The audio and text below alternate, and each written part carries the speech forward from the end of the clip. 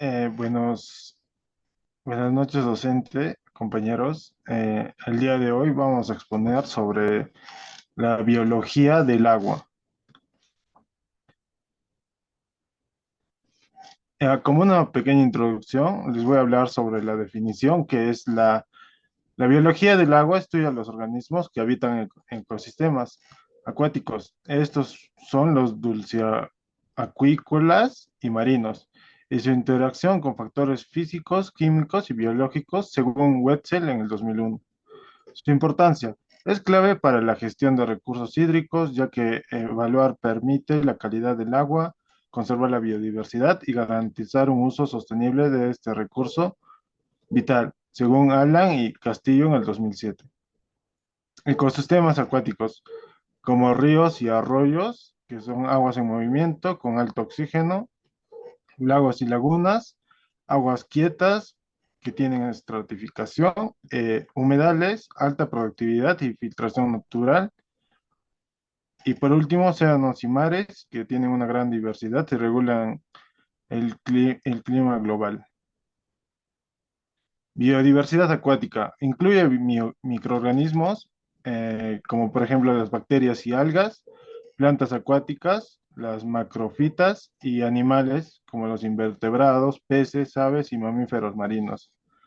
Los factores abióticos son la temperatura, luz, oxígeno, salinidad, pH y nutrientes que influyen en la distribución y supervivencia de las especies.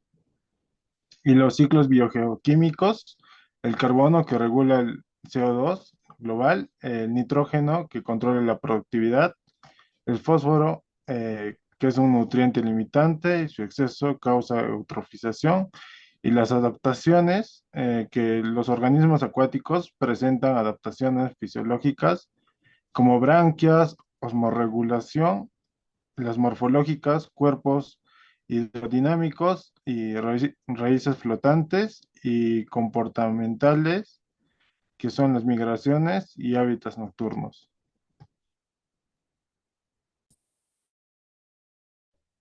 A continuación les vamos a hablar sobre los microorganismos acuáticos.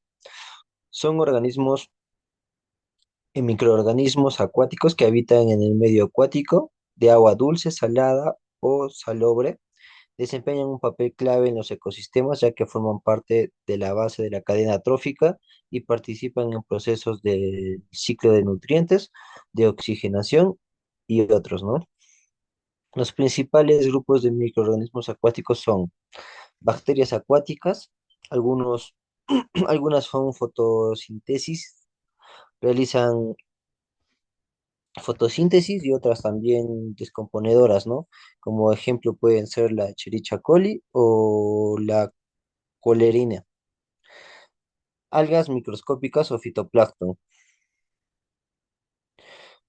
Son conocidas también como organismos fotosintéticos y estos producen oxígeno y la mayor cantidad de oxígeno es producida por ellos del planeta. Ejemplo, la diatonea y otros. Siguiente, por favor. Los protozoos se alimentan de bacterias, algas y otros microorganismos. Ejemplo, está el paramecium, ameba, y la importancia son como fitoplancton. Hongos acuáticos se encuentran en aguas dulces y saladas, ayudan en la revisión, la descomposición de la materia orgánica. Algunos son parásitos de peces y otros organismos. Virus acuáticos. Infectan a las bacterias, a las algas y a los microorganismos acuáticos. Juegan un papel en el control de la población microbiana también. Siguiente, por favor. Técnicas de identificación y cuantificación de microorganismos acuáticos. La técnica de observación directa, microscopía óptica, permite identificar morfologías básicas, algas, protozoos, bacterias grandes. Microscópica de inflorescencia. Es con tinciones, especificaciones y tinciones en viabilidad. Técnicas de cultivo microbiológico. Siembra de medio, esta es la siembra de cultivos que pueden ser de bacterias o hongos, ¿no? Puede ser, ejemplo, la Escherichia coli, la Ebrio y otros. Recuentro de la placa, cuantificación de bacterias cualitativas, número más probable, estimación estadística para bacterias en baja concentración, como ejemplo, las coliformes fecales en el agua.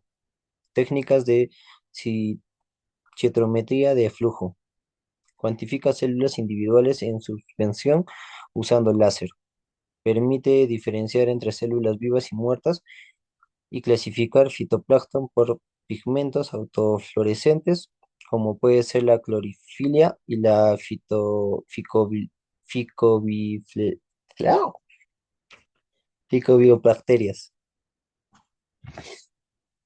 Bueno, ahora continuando con la exposición, yo les voy a hablar sobre lo que son los indicadores biológicos de la calidad del agua.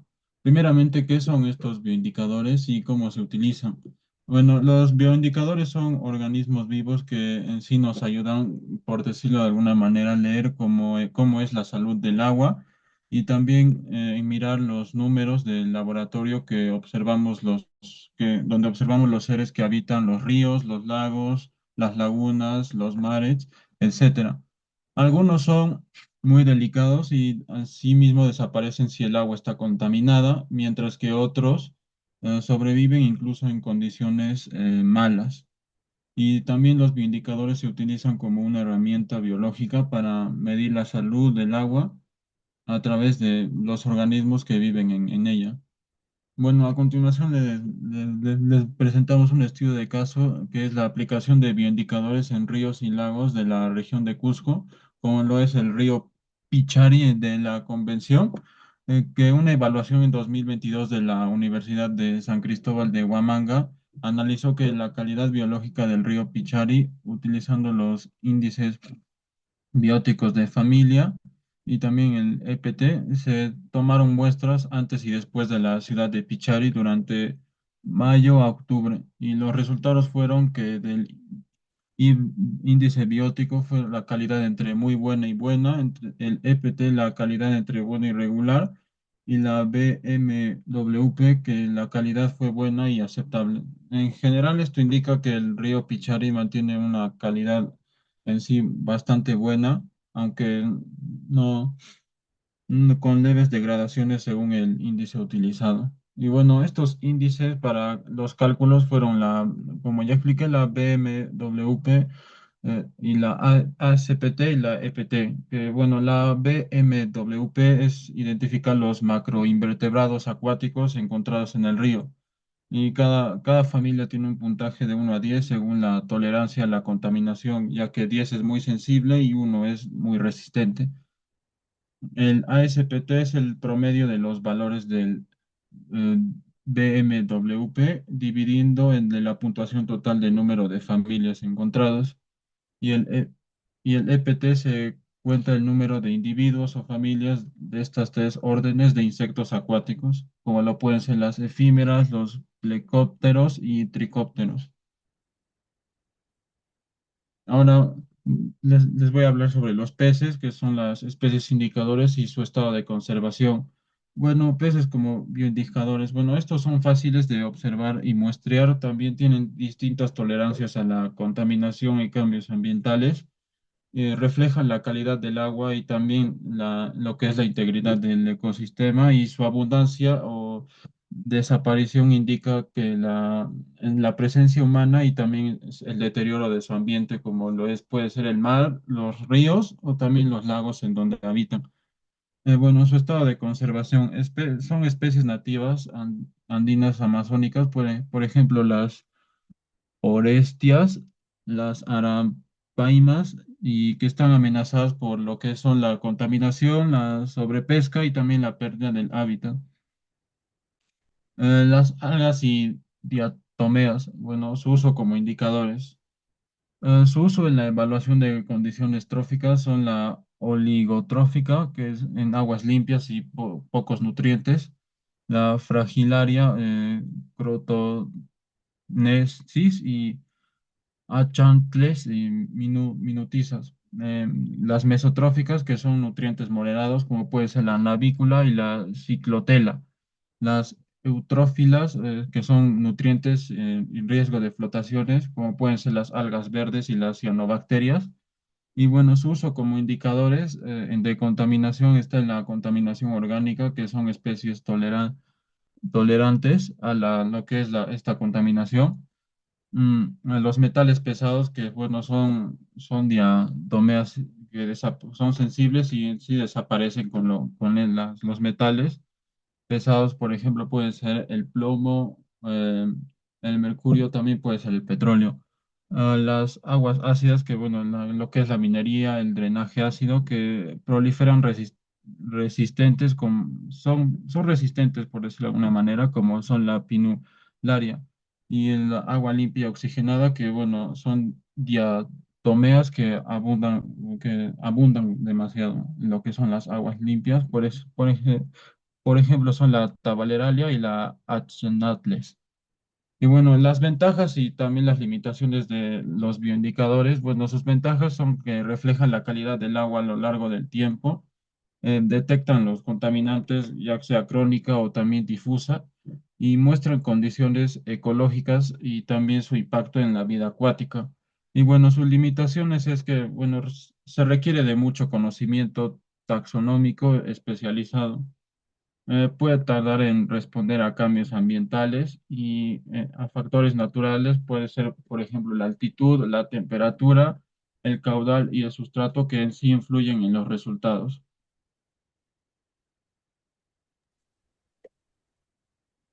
Efectos de la contaminación en la biota acuática. Bueno, tenemos principalmente los contaminantes químicos, entre los cuales se encuentran los metales pesados. Estos se acumulan en tejidos, afectando la reproducción, el crecimiento y comportamiento. Estos provocan deformaciones, mortalidad y alteraciones neurológicas en peces e invertebrados. También tenemos los pesticidas que inhiben las enzimas, alteran los ciclos reproductivos y causan mortalidad masiva. Estas afectan insectos acuáticos, anfibios y peces, incluso en bajas concentraciones. Como tercero tenemos los fármacos. Estos alteran la microbiota acuática, generan resistencia bacteriana. Los disruptores endocrinos afectan el desarrollo sexual de los peces. Como segundo efecto tenemos la eutrofización, la cual es causada por el aporte excesivo de nitrógeno y fósforo. Entre las consecuencias tenemos floraciones de algas nocivas, zonas muertas por consumo de oxígeno y pérdida de biodiversidad y colapso de redes tróficas. ¿Cuál es su control? El tratamiento de aguas residuales, buenas prácticas agrícolas y restauración de zonas riparias. Acidificación del agua. Las causas son la lluvia ácida.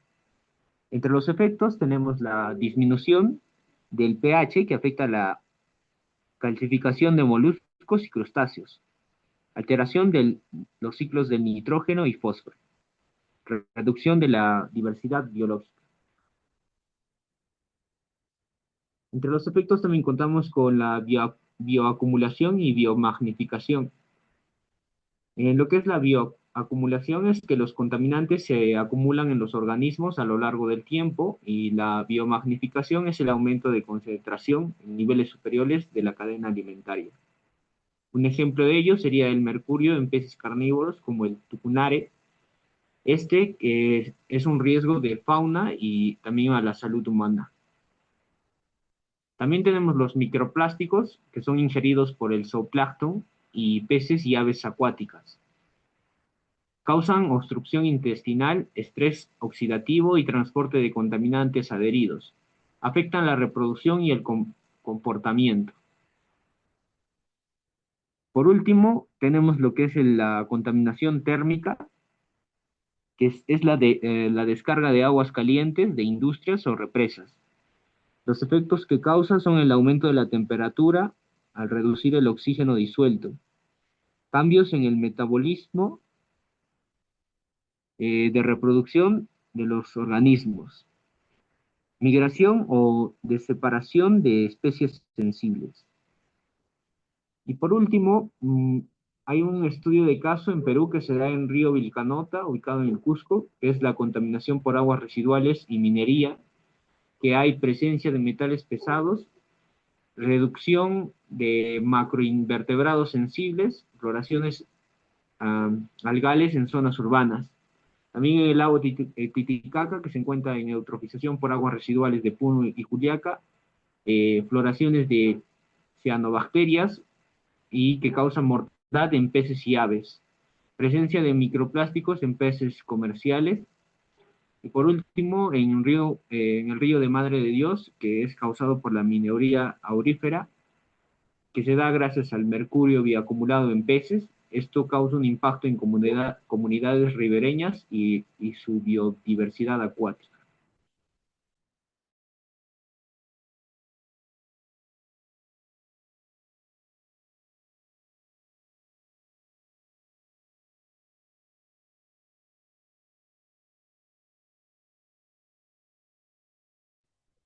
Eh, Ecología de los ríos y lagos. Características físicas y químicas de ríos y lagos. Los ríos son ecosistemas lóticos con un flujo continuo que transporta nutrientes y sedimentos. Presentan gradientes de oxígeno, temperatura y velocidad del agua.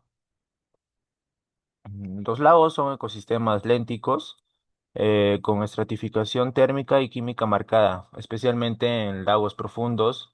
En la zonación de ríos y lagos, por ejemplo, en los ríos se distingue debido a las zonas, que son la zona cabecera, zona media y la zona baja, donde la zona cabecera corresponde a aguas frías rápidas y con mayor oxigenación. La zona media es la caudal más estable y al tener mayor biodiversidad, y la zona baja, donde las aguas son lentas, con mayor carga de sedimentos y nutrientes. En los lagos se reconocen la zona litoral, que es cercana a la orilla, con plantas acuáticas y gran biodiversidad. La zona limnética son aguas abiertas dominada por fitoplancton y zooplancton, y la zona profunda corresponde a áreas sin luz, habitadas por organismos adaptados a bajas concentraciones de oxígeno. Y las comunidades biológicas en ríos son básicamente las bacterias y hongos, donde son principales degradadores de materia orgánica, y las algas bentónicas y perifitón, que son los productores primarios adheridos a rocas, como también los macroinvertebrados, indicadores de calidad del agua, y los peces, que son especies adaptadas a distancias, velocidades de corriente. Siguiente, por favor. Las comunidades biológicas en lagos. El plancton, el fitoplancton y el zooplancton. En los bentos son organismos que viven en el fondo, como los moluscos, insectos y los gusanos. El nécton son peces y otros organismos nadadores que se desplazan libremente. En las redes tróficas en ecosistemas lóticos y lénticos.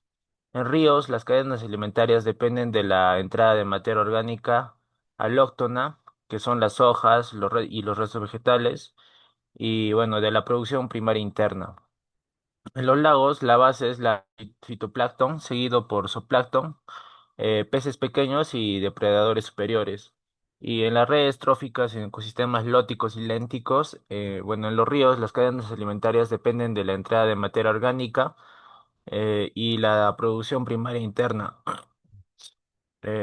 Y como lo decía, en lo mismo sucede en los lagos. Siguiente, por favor. Mm, Productividad primaria y secundaria en ríos y lagos. Los ríos suelen tener productividad primaria limitada por la turbidez y la escasa penetración de la luz, aunque la productividad secundaria, que son los consumidores, puede ser más alta. En los lagos, especialmente los eutróficos, pueden tener una alta productividad primaria debido al fitoplancton. Y por último, en los ciclos de vida de organismos acuáticos y sus adaptaciones. Muchos organismos acuáticos presentan ciclos de vida complejos que incluyen etapas acuáticas y terrestres. Insectos como las efímeras y los mosquitos. En las adaptaciones, branquias, cutículas permeables, pigmentos para resistir la radiación UV y la resistencia a bajas concentraciones de oxígeno, y también las estrategias de dispersión en corrientes.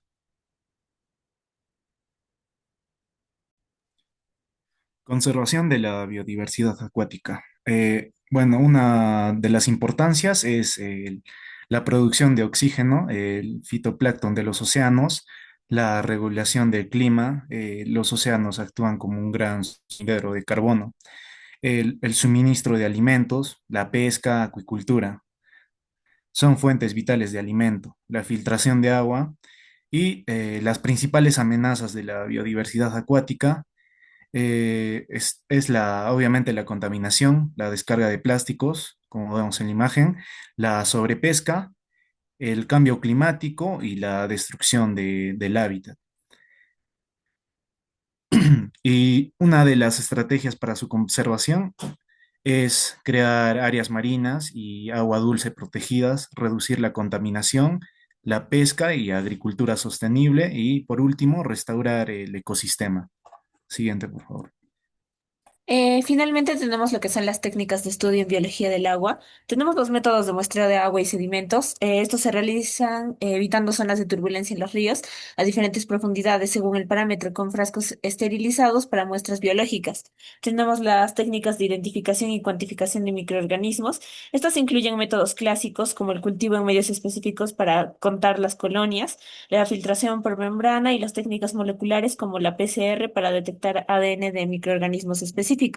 Y finalmente tenemos lo que es el análisis de la calidad del agua, en el cual se miden los parámetros físicos, que son la temperatura, turbidez, transparencia, los químicos, que vienen a ser el pH, alcalinidad, concentración de cloro, y los biológicos, que serían la presencia de coliformes y otros indicadores microbiológicos. Estos parámetros indicarían la aptitud del agua para su uso y la salud del ecosistema. Muchas gracias.